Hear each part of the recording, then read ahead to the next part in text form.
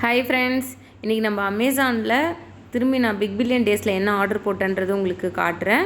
So இந்த product வந்து பார்த்திங்கன்னா ரொம்ப நாளாக நான் இது வாங்கணும்னு ஆசைப்பட்டுட்டு இருந்த ஒரு ப்ராடக்ட்டு, அக்ரிலிக் பாக்ஸு. அதுக்கு முன்னாடி ஒரு விஷயம் ஃப்ரெண்ட்ஸ், நீங்கள் இன்னும் நம்ம சேனலை சப்ஸ்கிரைப் பண்ணலைன்னா மறக்காமல் சப்ஸ்கிரைப் பண்ணிவிடுங்க. கண்டிப்பாக லைக் பண்ணுங்கள், கமெண்ட் பண்ணுங்கள்.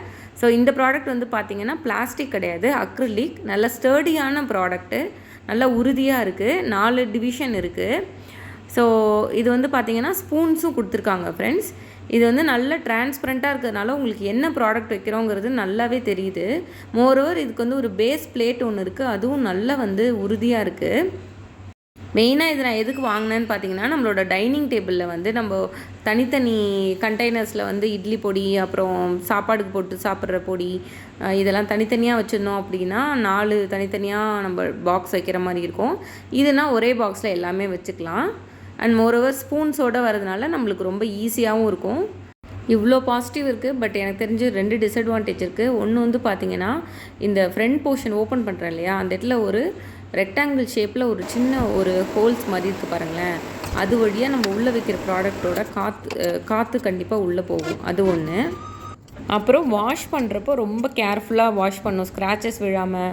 அதுக்கப்புறம் அந்த ஒரு கார்னர் லேயர் இருக்குல்ல, அங்கே வந்து ஒரு சின்ன ஸ்டீல் மாதிரி ஒன்று கொடுத்துருக்காங்க. ஸோ அது வந்து நீங்கள் டப்புன்னுலாம் ஓப்பன் பண்ணி மூட முடியாது. கொஞ்சம் ஸ்லோவாக, ஒன்றும் இல்லை, கேர்ஃபுல்லாக நம்ம ஹேண்டில் வித் கேரோடு பண்ணோம் அப்படின்னா நல்லாயிருக்கும்.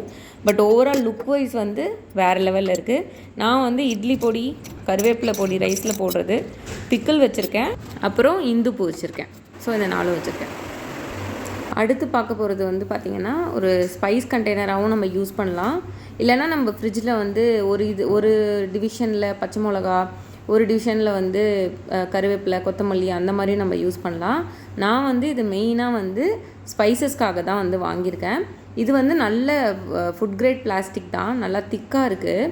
பட் 4த்துக்கும் தனித்தனி மூடியாக இல்லாமல் ஒரே சிங்கிள் லேயர் மூடியாக இருக்குது. நான் வந்து மிளகுத்தூள், அப்புறம் மல்லித்தூள், ஜீரகத்தூள் இதெல்லாம் வச்சுருக்கேன். அப்புறம் எப்போயாவது யூஸ் பண்ணுற லூஸான பொடி இருக்கும்ல பேக்கெட்டில், கரம் மசாலா இந்த மாதிரி இருக்கிறதெல்லாம் வச்சுருக்கேன்.